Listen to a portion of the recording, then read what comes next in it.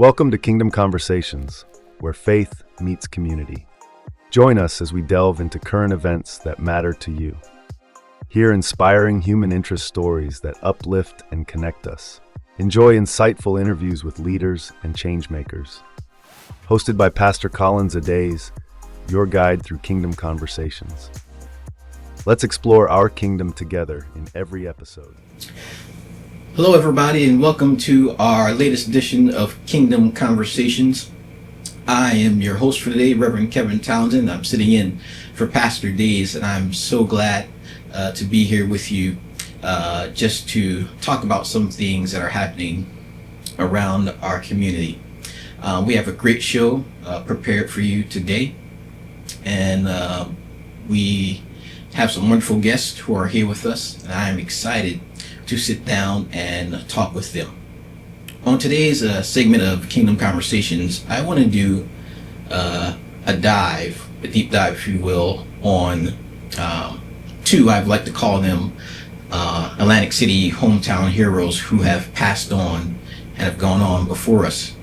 First being our Atlantic County Commissioner Ernest Coursey, who we lovingly called him Coursey, and Mr. Gerald Neely, who was also a beacon in this community, who did wonderful and tremendous things that a lot of us don't even know about. My name is Reverend Collins D, the pastor of the Second Baptist Church in Atlantic City, New Jersey. If you're looking for a church home, a place to reconnect, a great place of fellowship, join us at Second Baptist Church here in Atlantic City, where everyone is welcome and the love of Christ is alive. Our Sunday worship services are 8 a.m., 11 a.m., and don't miss our evening 7 p.m. hour of power, a dynamic time of praise, worship, and encouragement. Midweek, refuel your spirit with corporate prayer. Wednesday at 11 a.m., Newsday service at 12 p.m., Bible study at 7 p.m. We're located 110 Reverend Dr. I.S. Cole Plaza, Atlantic City, New Jersey. Call us 609-348-3580 or email us at secondbaptistac@gmail.com. Please come. We're looking forward to having you. You'll never be the same. Find us, if you like, on Facebook or YouTube, and we'll see you at Second Baptist. We here at Second Baptist Church invites you with great expectation to our Men and Women's Day service happening Sunday, August 24, 2025, 8 and 11 and 7 p.m. service. We're celebrating faith, fellowship, and unity, with Trustee Donnie Fisher and Deaconess Josephine Talbot serving as our honored chairperson for this special occasion. We're going to have a great time in the Lord. Please bring your family, your friends, and join us for a powerful time of worship and celebration. Mark your calendars, Sunday, August 24th, Second Baptist Church. We can't wait to see you. Exciting news from Second Baptist Church, Atlantic City. Giving just got easier. We now offer convenient online giving options to support the ministry anytime and anywhere. Simply visit Linktree Second Baptist AC, linktree.ee/secondbaptistac, or scan the QR code to get started. Don't forget to include your tithe number and designation, whether it's tithes, offerings, missions, or more. And thank you again for your generosity and faithful stewardship. SBC Giving, online giving made easy. And so to have those conversations today, I requested specific guests. And my guests today, one is a friend of ours. He is a brother of ours. He is the representative for our 3rd Ward. He is Vice President of the Atlantic City Council and President of the NAACP. That's our friend, our brother, the Honorable Councilman Kaleem Shabazz. He is here with us today. And then our second guest is no stranger to our community. She is one who has mentored youth and young people for generations at the time. I like to call her a nonprofit master. So if you're looking to get into nonprofit, come and see her. That's none other than Miss Shermaine Gunter-Gary. Thank God for you guys being here today. How y'all doing today? Thank y'all for being a part of this segment. Thank you. Thank you for inviting me. Yes. Honored to be here. Yes, indeed. Yes, indeed. Thank y'all so much. So as I stated a little bit earlier, I want to do kind of like a dive into the life, the legacy of first Coursey, who we lovingly called him. He was a great man who did many tremendous things, and we don't have the hours in the day to talk about all he has done and the impact he's made on this community. But let me just take a moment, and I'll start with you, Councilman, and ask, who was Coursey? Who was he, and kind of who was he to you, you would say? First of all, let me say thank you. I'm honored again to be on this program, and I always appreciate coming to Second and being affiliated with any of the fine projects and programs that Second Baptist does. Full disclosure, as a representative of 3rd Ward, Second Baptist is one of my constituents, and I'm honored and pleased and privileged to represent Second Baptist. You're right, though, Reverend. We could spend the whole program and the whole months of programs to come talking about what Commissioner Coursey did and what he meant to this community. Let me say, I knew Ernest Coursey over 35 years. Wow. We worked together on political campaigns, on social justice campaigns, on civil rights campaigns here in Atlantic City and up and down the state of New Jersey. In fact, a real quick funny story. A couple years ago, we went to Bergen County to see former President Clinton at a political rally. And as we were driving back, I fell asleep. Coursey's the driver. So I woke up and I said, Coursey, where are we going, man? I said, you're not headed to Atlantic City? He said, I gotta go get some lemonade. I said, lemonade? What are you talking about? He said, well, Leslie, who's his wife, is a lovely, talented, intelligent wife, said, Leslie likes lemonade. I said, well, you can go anywhere and get lemonade when you stop at Wawa, any store. Everybody has lemonade because it was in the summer. It was right before an election, for a primary election. So he said, no, she likes lemonade from Chick-fil-A. This was a Saturday. I said, so you're going to go to Chick-fil-A to get lemonade rather than us? He said, I gotta get it. So, and we went miles out of the way to stop at Chick-fil-A before we came to Atlantic City, come from Bergen County. Just a quick story to show how much of a family person Coursey was. Yes, he was an elected official, city council, county commissioner. Yes, he was someone who worked with Senator Torricelli as an aide. Okay. He and I served together on the transition team for Governor Murphy twice. But he was a family person, a wannabe preacher, we always like to say.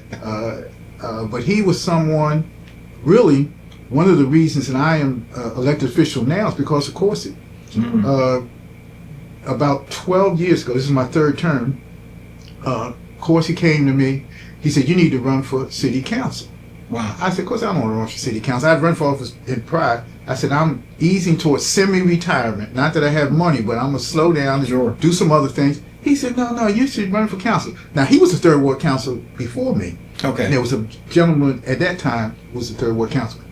He said, listen, if you run, I'll be a campaign manager. You can win. I said, I don't know. So he kept on calling me every day. And of course, anybody knew Coursey, he got up the crack of dawn. He called me, listen, what'd you decide? I said, I don't know. We'll see. Long story short, I decided to run. And this was before New Jersey stopped having the line. The parties had a line that you could run on if you were approved by the Democratic or the Republican county committee or your city committee. So normally the person who was the incumbent got the line, meaning that the party endorsed him to run again.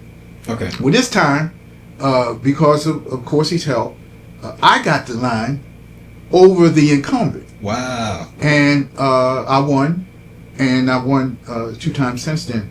But that's my Coursey story. Wow. And he was my campaign manager, and I thought I knew how the slaves felt. Because he would call me first thing in the morning with a list of things to do for the campaign. Then he would call me midday to see what I had done on that list. Then he would call me late in the afternoon for that day and the next day. And my first campaign, I had a little headquarters across from New York Avenue School. And it rained. And so I'm on the phone, I'm calling, I'm nervous. Of course, he put me out of the headquarters. He said, get out. I said, what are you talking about, get out? I'm the candidate. Right. He said, no, but you make the volunteers nervous. You pacing back and forth. Get out. Go somewhere. Come back. You'll be all right. And I was. But I have a raft of Coursey stories. I think he showed us what it is to serve the public. Right. And not serve yourself. Right. What it is to care for people. and not put your ambition in front of that. Right. And that's what I will remember. I miss him already, and he left a great legacy. August 20th, at our regular council meeting, we're going to introduce an ordinance to name the city hall after Ernest Coursey. Wow. First reading in August, and I am sure the second reading, which will be September, the third Wednesday in September, our regular meeting, that the vote will be unanimous. I normally don't speak for my colleagues, but I believe that the vote will be unanimous. And sometime in the early fall, we will actually be erecting a sign or whatever lettering we're going to have to make the city hall an Ernest D. Coursey City Hall. That's a blessing. That's going to be so wonderful to have his legacy cemented through the annals of time by naming that building after him. It's just so wonderful. But that's what it's about. We all are public servants in some way, so it's not about pushing our egos or our own agendas, but it's about, serving our community, serving our constituents and those who are around our area. And he did such a wonderful job at that. Ms. Shermaine, I wanted to ask, how was your experience with Coursey, or, what did that look like when maybe you first ran into him? Well, the Courseys were very popular here in the community growing up. I went to school with Ray, and didn't know Coursey as well because he was younger. Okay. I got to know Coursey when he became my third ward council person. Wow. Okay. And I did a little joke on him. I took a long roll of paper and I scribbled on it all the way. And when I went into his office, I rolled the paper out and I says, all of this needs to be done in the third ward. How soon can you get all of this stuff done? And he looked up at me and he says, who are you? I said, you know who I am. He says, no, I'm saying, who are you as your third ward council person? So we had a very fun relationship. I said that he was my favorite, no offense, I'm taking. favorite council person, and I said that all the way up until he went to meet his heavenly host. I said, you'll always be my favorite council person, very responsive. Little smart mouth sometimes. A little. But we had a very good relationship. I was the director of health and human service for the city at that time. Okay. So there was many times he would come to me and he says, you gotta be nice to me because you need my vote on this resolution. And I'm like, all right, Coursey. As he became the commissioner and the chief of staff, I would call him, and as Kaleem said, he was up early, so I always would get him early. And I would say, Councilman, Commissioner, Chief of Staff, I need your help. And one time I didn't give him those titles, and he says, he hung up on me. And when I called back, he said, okay, let's start out right. Because he liked the fact that I called him the three names of councilman, commissioner, got used to it, and chief of staff. Always right there for me. It had great advice. We would have some big blowout arguments. Oh my goodness. But the next day, we were right there together. And that's what I loved about him. He never took anything personal. Sure. He never took anything to heart as far as our relationship. We could scream to the top of our lungs, even though he did much. I did most of the screaming.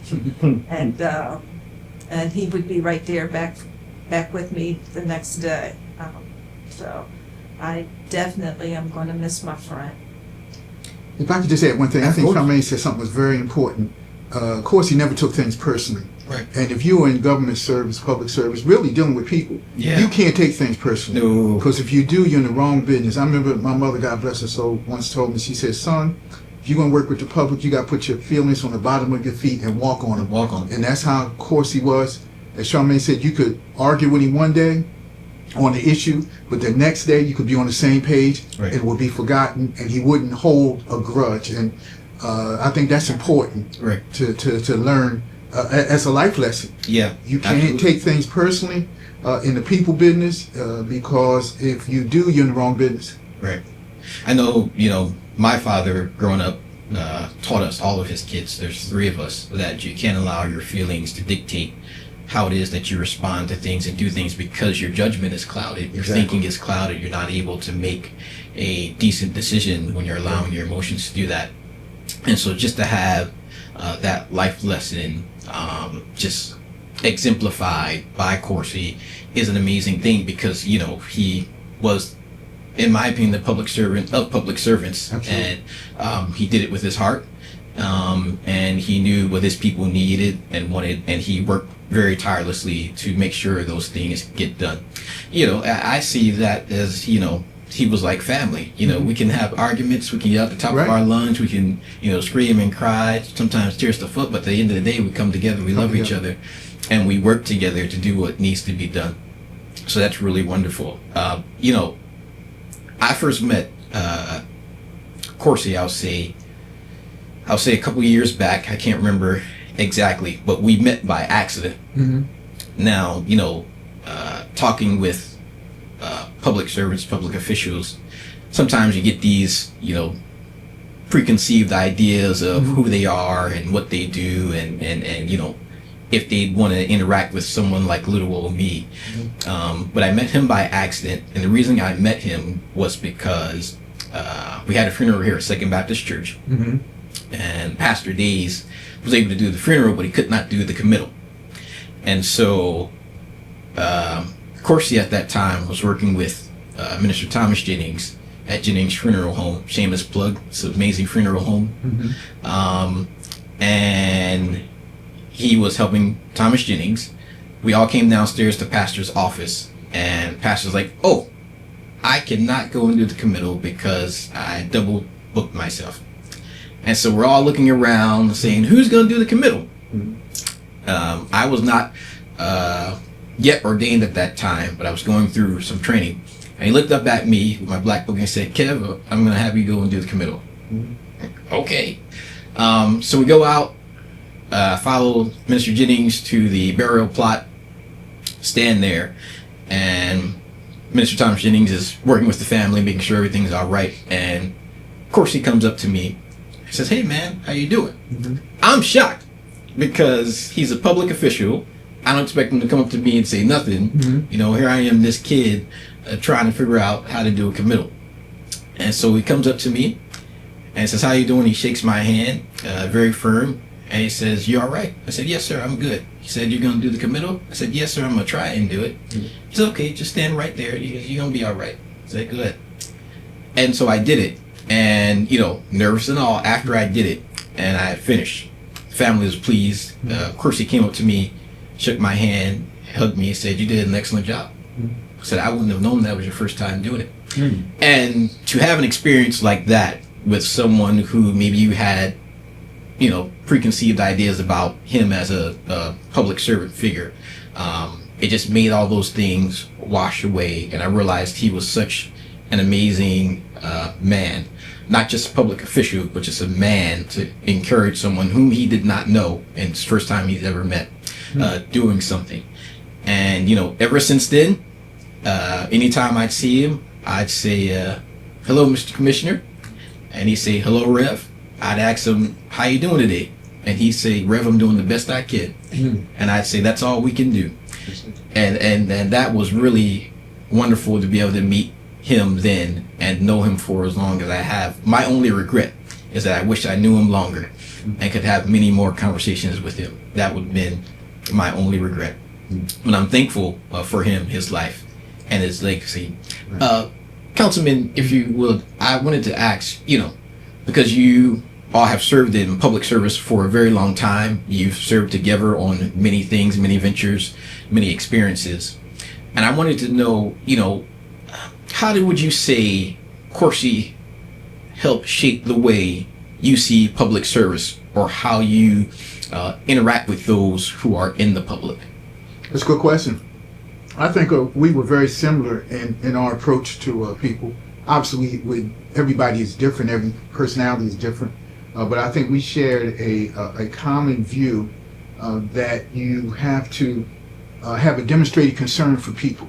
Right. Because people, whether they are involved in politics like Coursey and I were every day or not, they can sense if you are sincere. Right. I think the phrase now everyone says authentic. Yeah. But people can tell, even if they disagree with you, Mm-hmm. they can tell whether you are passionate about what you're saying, whether you know what you're saying, Yeah. and then they see you. And people, they might not articulate it, but they want to make sure that your rhetoric matches your work. Right. And what they say, I think the young people say, walk it like you talk it. That's Walk right. it like you walk it. That's One of those right. things. Yeah. But you have to be consistent, Mhm. and I try to do that. And of course, he did that. And in government service, sometimes you can't please people all the time. That's right. Sometimes you can't tell them what they want to hear. And he always did that. Of course, he had a different style than I did, but you always knew where he was coming from. And he always told you what he could do and what he couldn't do. And I try to do the same thing. That is sort of shaped me, although I'm older than Coursey. I was like, Shermaine, I was kind of surprised when I heard Coursey's age, because I knew he was younger, but I didn't know how much younger. Right. But I think that's an important attribute for someone in public service. Sincerity, preparation. You have to be prepared. And in today's society, people are looking at you. Yeah. You can't fake it. No. Like I said, even if people don't agree, they will appreciate if you are prepared, you're sincere, you put yourself forward. They say, well, you know what, I might not agree with Shermaine, but she knows what she's talking about, she believes it, and I can support it. I might not agree with Shabazz, but he believes what he's saying, and that's what he does, and I can support that notion. And of course, he brought that to all of his dealings, and that is what I still try to do, and I'm going to try to do going forward. Especially now, we are in a very critical stage in our city, in our state, in our country. Yeah. And we need those of us who are in leadership to exhibit the best traits possible and to let people know that not only do we care, but that we're competent in doing what we have to do. And I think, of course, he left that as a guidepost for me and others to follow. Not just me, other people can do well to look at how, of course, he performed in public office. Right. Yeah, absolutely. And, you know, he was just such this giant that, you know, his footprints will be left for generations. And I believe, you know, many generations of those in public service will look after and attempt to pull some of what he did to attempt to serve the people here. And that's really a phenomenal legacy, phenomenal thought. Yes. To have someone that's been that big that we can kind of craft ourselves after in the service space. It's really wonderful. Mr. Maine, I wanted to ask, what do you feel like his ultimate legacy will be? We know he's transitioned on from us, but what do you think like his ultimate legacy will be, what he will be remembered for no matter what? I think his ultimate legacy is definitely going to be his family, especially his two sons. He instilled in them, he was the ultimate father. Okay. Loving, stern, Sure. always wanting to teach them something about life. He had always said, I hope they don't go in politics. And, you know, I've gotten to know his youngest son, Ethan, a lot because of the fact that he not only works on the field across the street, but he came through our work program. And I see a lot of both of his parents in him, loving and kind like his mother. Wow. And funny like his father.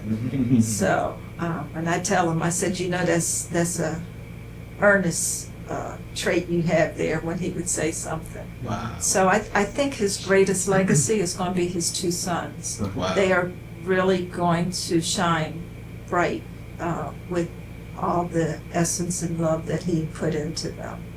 Wow, that's really wonderful when you can look back, because any job position in public service, or I'll even say ministry, which is also public service, in my opinion, sometimes it can get heavy, it can be weighty, it can be sticky sometimes, and sometimes as you're doing this, working through this, your family can kind of get lost in the throes of that. Sometimes, you can inadvertently maybe, push your family off in an attempt to, reach for that brass ring or be that best person you can be, and not even realize you did it. And so for him to be able to have, again, as Councilman said, not to have an ego, not to be one who promotes himself or makes himself puffed up, but to just be a servant and also balance it all while, taking care of his family. Let's be honest, not have any scandals or anything in this day and age. It's really crazy with that, with public officials. I will leave that there. And so to be able to have that as his legacy really speaks to him as an individual. One of the things my wife says when she looks at public officials or ministers or preachers who are men, she says, honey, I always look at the wife. I said, why you do that? She said, because if you look at the wife will tell you everything you need to know about who that brother is.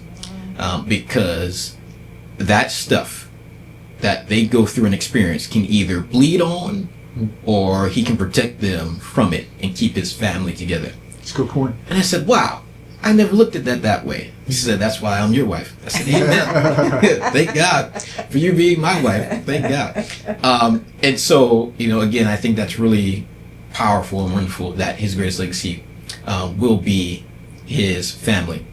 I want to make a pivot. Before I do that, I want to give Ms. Shermaine an opportunity if she had any funny stories regarding Coursey. I know there are many, but maybe one you feel comfortable to share.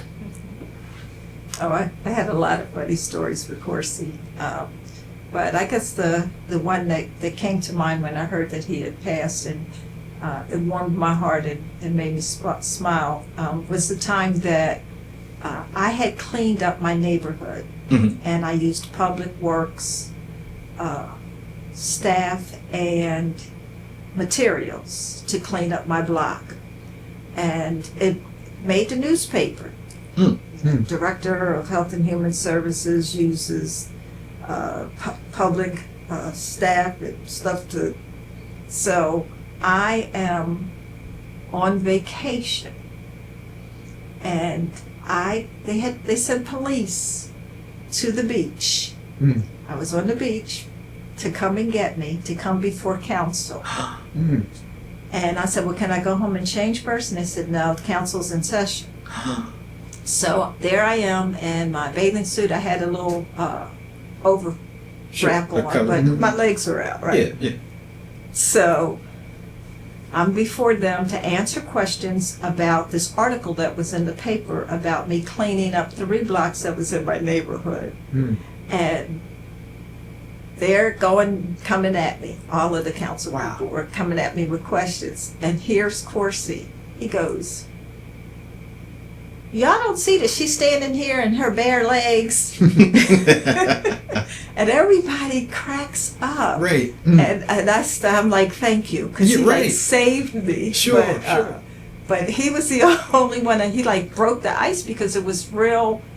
And I couldn't get it. I said, I cleaned up a neighborhood. What was all this about? He came to the beach and got me with police. And he kind of broke the ice and had everybody laughing. And actually, nobody ever asked me any more questions. Oh, no, that was it. And that was it. That was it. Everybody erupted in laughter, and I was able to go back and finish enjoying my vacation. There you go. Yeah, because we're done here. Why are we doing this? Yeah. And that's the kind of person he was. That's how he was. He saw that I was not. If you've never noticed, I've never gone before council. Sure. I've never appeared before council. I deal with people in their offices before it gets to that point. Right. And that was one of the few times I've ever been before council. Wow. He saved me.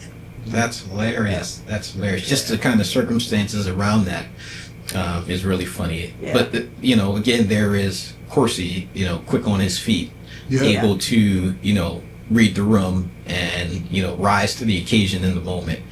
And that's something that you will always be remembered. I want to make a quick pivot because I know our time is running.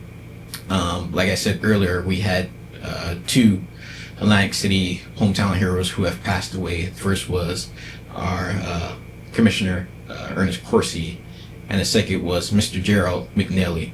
Now, I did not know much about Mr. Gerald, but I wanted to give a space for us to kind of talk about, who he was and some of the things maybe he has done and, what we may have known about him so that, even some of us watching can learn about who he is. And so, Shermaine, I want to start with you with this one and ask, who was Mr. Gerald Neely to you and how did he help shape the community where we are? Mr. Gerald, I called him Mr. Information. I have no idea how he got wind of what was going on in the community before anybody else. And he would call me, he called me Sheriff. He said, Sheriff, did you hear? Da, da, da, da. I said, no, I haven't heard that yet. 9 times out of 10, I got the first-hand information I called him Mr. Information. Mr. Gerald knew everything that was going on in this community. I think before even the people that were involved in it, he knew what was going on. And he would give me a call almost daily. And then there would be sometimes he would call to verify it. He says, do you know if this is true? And if it is, call me back because I don't want to put it out there before I know it's true. So when he delivered to all the schools in City Hall his fruits and salads and soups. And I had given him a soup one time, and I said, I love to make soups, and I make my soups in the fall and freeze them and use them through the winter. So we never got that business going. Because every time he would come to get a soup, the soups were gone. So I told him, and we would always say next year. Next year I was going to, and when he was having the issues with going into City Hall to sell, they was trying to say he had to have permits and all this other stuff. I said, I'll put my dashiki on and get Kaleem. I said, we will protest. Because that's what I do with Kaleem all the time. I always tell him when I need to protest, we'll put my dashiki on and come get you. So, Mr. Gerald was, what people didn't know about him was all of the programs that I did, he supported them. Okay. He knew I did a summer basketball league. He knew I did a fishing program, and he loved my Rites of Passage program. Absolutely. And he would come and he spoke a few times to the guys in our program about, I'm thinking he was coming to talk about entrepreneurship. Right. And his talk was so awesome about being a man. The difference between being a man and a boy. And I wanted to sit in on the guy session. I wanted to leave the girl session and sit in on their session because he was so good at that. And then the one time that he absolutely surprised me is when I went to a funeral and he sang. Right. Wow, really? I said, he can sing. I said, what is it that he doesn't do? Wow. So I was sitting there in total awe. Wow. Listening to him sing. And I told him, I said, Mr. Gerald, I said, you never told me that you could sing. And he said, there's a lot of things I haven't told you. But he was quite a person. And I definitely, I'm going to miss his phone calls. Sure. Councilman, what was your experience with Mr. Gerald? I understand he was around the community. He did many things, was a part of many ventures. Did you guys ever have any run-ins to kind of work together to do things, or what was just your experience with him being in the community?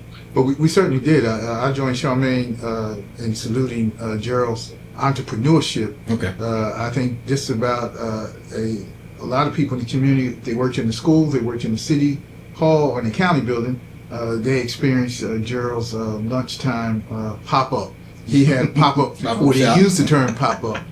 Gerald had that. But a little known fact for your audience and you about Gerald was also a DJ.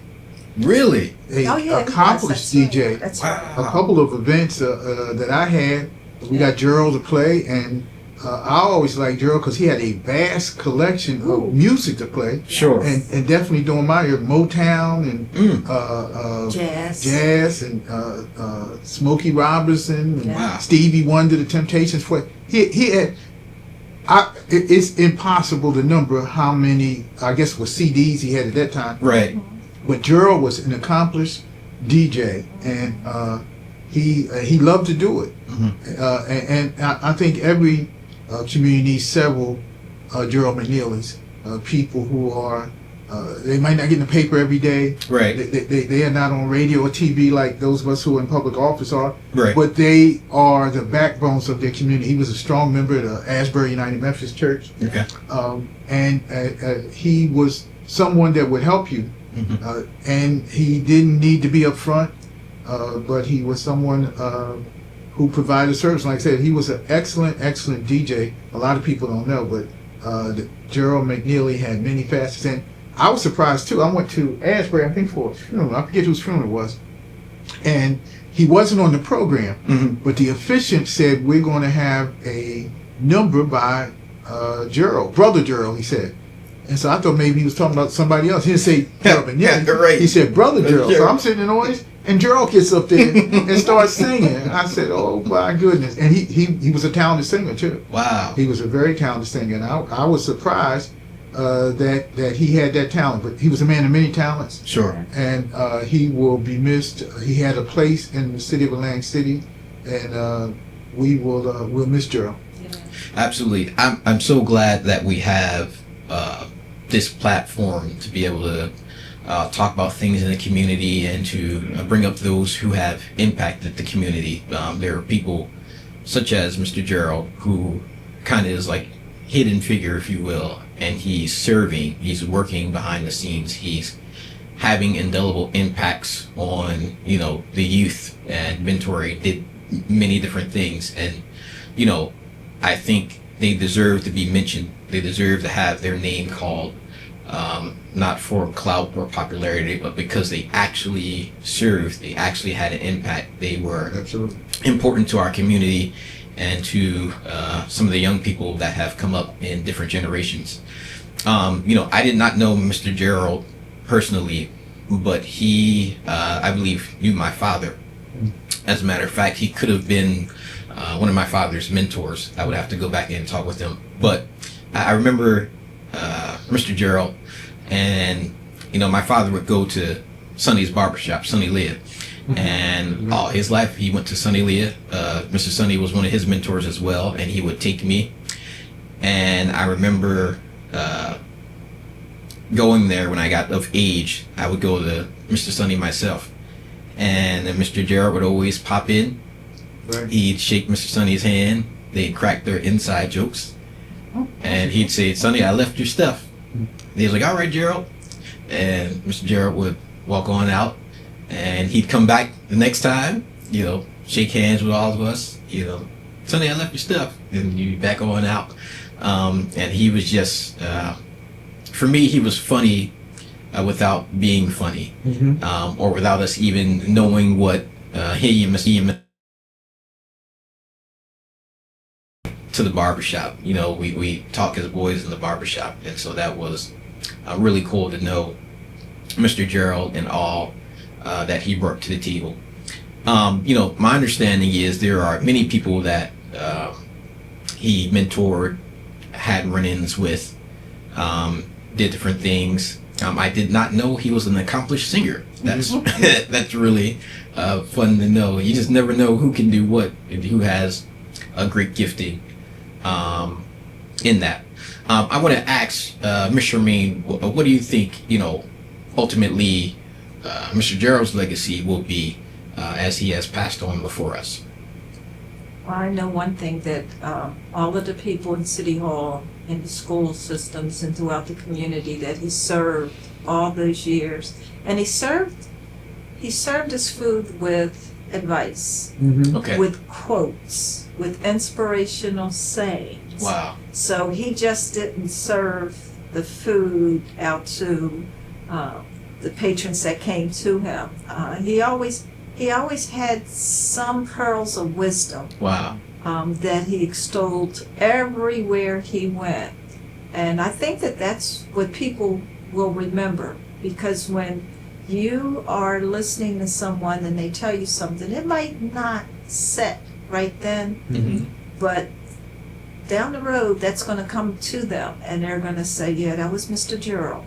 And that's going to be a lot in this community, because he did that with a lot of people.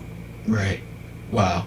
Yeah, that's really awesome that he, brought about not only just some physical food, but also some mental food for us to kind of feed on and chew on and get our head about ourselves. And, I like what you said. Sometimes we can read something in the moment and may not need it.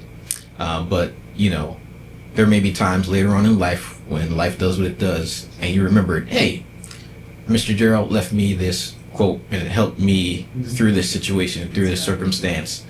And, that absolutely may be a part of his legacy that's left, that, even if he was not, in the front of the stage or in the front of the mic, he still helped us in some way, shape, form, or way.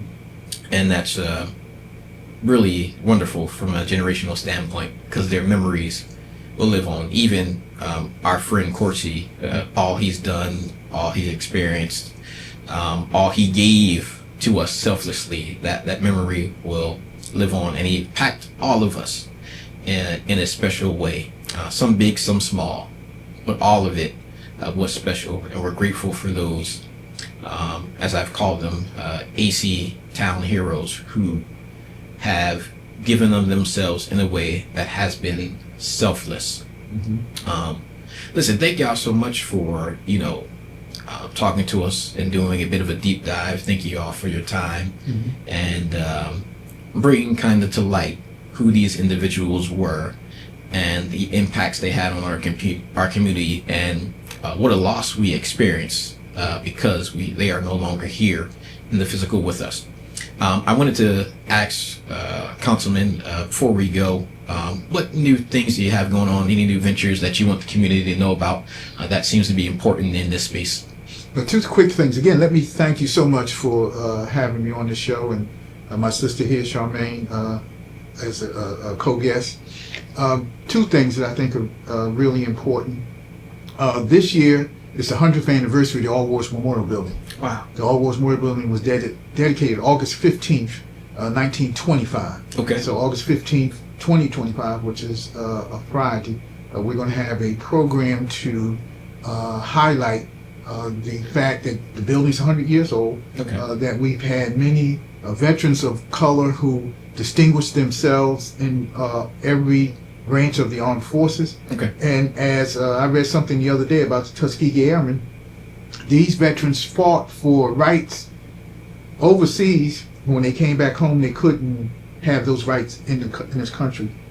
I think it's important that we underscore that. We're going to have someone talk about the Vietnam era veterans, the Korean veterans, the Desert Storm veterans, and World War II veterans of color. We're going to have some music and have some food and a video, and we're going to have Mr. Ralph Hunter, who is our local historian, par excellence, give a historical summary of that era. And also we're going to have the Langsea High School band has been reconstituted with a young man who was the band director. They're going to play Star Spangled Banner. We're going to have a little video.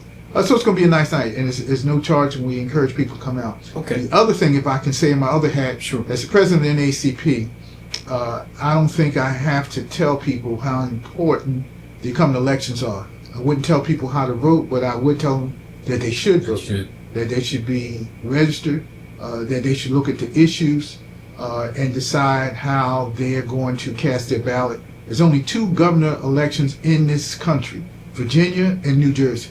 We have one candidate in New Jersey who says that he wants to do in Trenton what President Trump did in Washington, D.C. I'll let people decide for themselves which candidate they think represents their interests. Sure. But I think that's important. In NAACP, we are encouraging people. We don't endorse candidates. That's right. But we do encourage people to register, and not only to register, to vote and follow along with the candidates. September 16th is the date to circle. That's going to be our candidates night, and we encourage people to come out. You'll be hearing more about that. Again, NAACP doesn't endorse candidates, but Reverend Days is a candidate. He happens to be my constituent and my neighbor, and I don't tell people how to vote, but I tell people that my vote is, and like everybody's vote is private, but I intend to vote for Reverend Days. I like that. Ms. Shermaine, I would ask also, what do you have new coming up that you're getting into? Any new ventures you want the community to be aware of? Well, this year coming up, Rites of Passage is celebrating our 30th year. Wow. And wow. Our fishing program is celebrating our 25th year. Wow. And our summer basketball program is celebrating their 25th year. So in doing this, the mayor said I had lied to him because I said I'm going to go out with a bang and celebrate all 3 of those programs that have had great longevity and great successes. Sure. Mm-hmm. And then I'm done. The mayor said he'll believe that when he sees it. Yeah. But that's what I'm really working toward. We will celebrate those 30 years that we have mentored over 2,000 young people. Wow. And celebrate the basketball program and the fishing program that has helped so many young people in the community. Wow. So look out for our upcoming events in this next year. We also are rolling out our resource website. It's called AC Connect AC. Okay. And that's where if you need to find any type of services, we have 38 different categories on the website. You'll be able to click on a category. You need animal services, you need mental health services, you need you want to know where the schools are, whatever it is in Atlantic County, you'll be able to click on it and get information. And if you don't get information, we're going to have a 24-hour hotline of someone that you could talk with. So that's something I've been working on for 5 years. Okay. Wow. And look out for that because we'll be rolling that out sometime this month. Excellent. Thank you all so much. That's Thank you. So wonderful. I can't wait to see those things being rolled out. Let me just say 2 side notes. One, fun fact, Reverend Townsend loves Motown music. His wife is like, how do you like that? And you're only 30-something. Don't worry about it. Motown. And then the other is, I cannot see a space where Miss Shermaine Gunter-Gary retires from what she is doing today. That's not going to happen. That's going to be such a link missing in this department where we try our best to make an impact on youth and young people and bring them up to where they have done. Your programs have made indelible impacts on a lot of them and have helped change who they are and where they go. They may come in one way, but they leave another. And I recognize that, and I think you do wonderful work, and I'm so glad I'm alive to see it and support wherever we can. All right. Thank y'all so much for being our guests. I hope that you all had a wonderful time chatting with us today about our AC hometown heroes who have passed on. They will leave a loving, lasting legacy that we shall never forget. Thank you, Honorable Councilman. Thank you, Ms. Shermaine, for being here with us.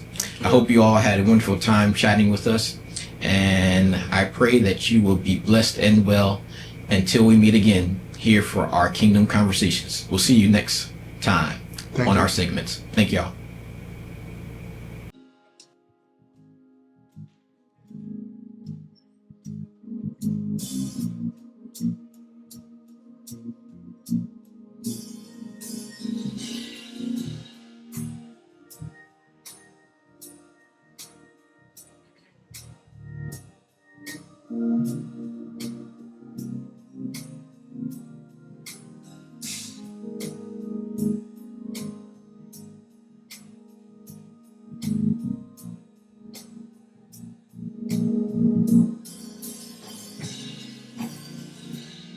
How did I make it all these years?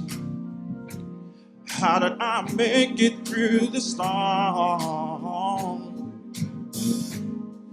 Through the valleys and over the hills. I know it had to be gone. Saints, how did I make it through the storm? How did I make it through the rain? Through the rain. If you want to know just how I got here, in fact, it's so easy to explain. It was God's grace. God's grace. It was God's grace. God's grace. It was God's grace. God's grace. It was God's grace. God's grace. I made it this far. Oh, by the grace of God. It was God's grace. God's grace. Oh, God's grace. God's grace. Oh, it was God's grace. God's grace. Should have made it this far. By the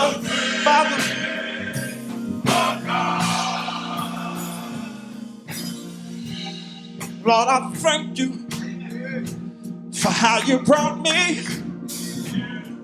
How you brought me through the night. Oh. Lord, you kept me. You never left me. You stood right here by my side. There were so many times when I came so close. Old man Daddy tried to do me in. So the reason I'm here, saints, it's not hard for me to see. In fact, it's so easy to explain. It was God's grace. God's grace. So God's grace. God's grace. Oh, it's God's grace. God's grace. Amazing grace. God's grace. I said I made it this far. Oh, by the grace. It was God's grace. God's grace. God's grace. God's grace. It was God's grace. God's grace. Amazing grace. God's grace. I said I made it this far. Oh, by the grace.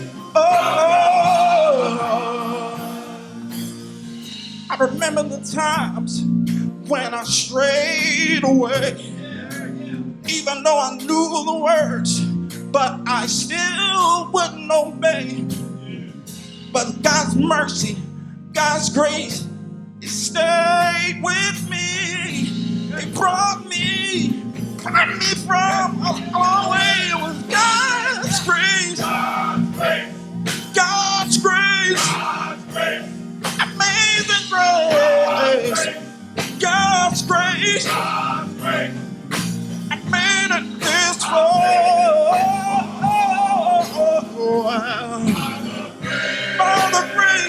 By the grace of God. It was God's grace. God's grace. God's grace. God's grace. Amazing grace. God's grace. I said I made it by the grace,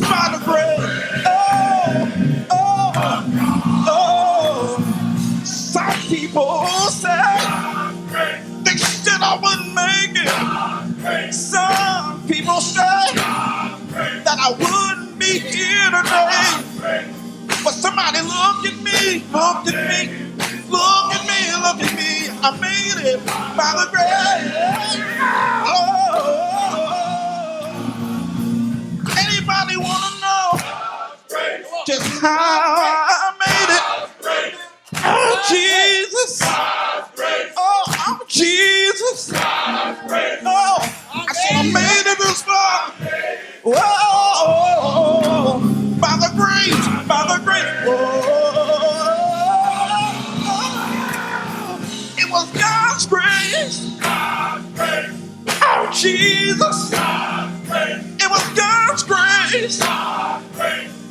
Jesus. I said, I made it, made it by the grace.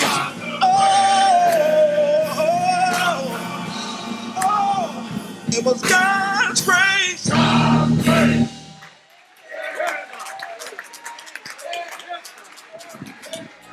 Exciting news from Second Baptist Church, Atlantic City. Giving just got easier. We now offer convenient online giving options to support the ministry anytime and anywhere. Simply visit Linktree Second Baptist AC, linktr.ee/secondbaptistac, or scan the QR code to get started. Don't forget to include your tithe number and designation, whether it's tithes, offerings, missions, or more. And thank you again for your generosity and faithful stewardship. SBC Giving, online giving made easy. Second Baptist Church in Atlantic City, New Jersey. If you're looking for a church home, a place to reconnect, a great place of fellowship, join us at Second Baptist Church here in Atlantic City, where everyone is welcome and the love of Christ is alive. Our Sunday worship services are 8 a.m., 11 a.m., and don't miss our evening 7 p.m. hour of power, a dynamic time of praise, worship, and encouragement. Midweek, refuel your spirit with corporate prayer. Wednesday at 11 a.m., Newsday service at 12 p.m., Bible study at 7 p.m. We're located 110 Reverend Dr. I.S. Cole Plaza, Atlantic City, New Jersey. Call us 609-348-3580 or email us at secondbaptistac@gmail.com. Please come. We're looking forward to having you. You'll never be the same. We here at Second Baptist Church invites you with great expectation to our Men and Women's Day service happening Sunday, August 24, 2025, 8 and 11 and 7 p.m. service. We're celebrating faith, fellowship, and unity with Trustee Donnie Fisher and Deaconess Josephine Talbot serving as our honored chairperson for this special occasion. We're going to have a great time in the Lord. Please bring your family, your friends, and join us for a powerful time of worship and celebration. Mark your calendars, Sunday, August 24th, Second Baptist Church. We can't wait to see you. And that wraps up another powerful episode of Kingdom Conversations, where faith meets life and purpose is revealed. We pray today's dialogue stirred your spirit, sparked your thinking, and strengthened your walk with God. Remember, the kingdom is not just a place where we're going, it's a way of living here and now. So stay rooted in the Word, stay connected in the community, and stay bold in your faith. If this episode blessed you, don't forget to like, share, and subscribe. Join the conversation online and help us spread the kingdom message far and wide. Until next time, keep seeking, keep growing, keep walking in kingdom purpose. God bless you, and we'll see you next time on Kingdom Conversation.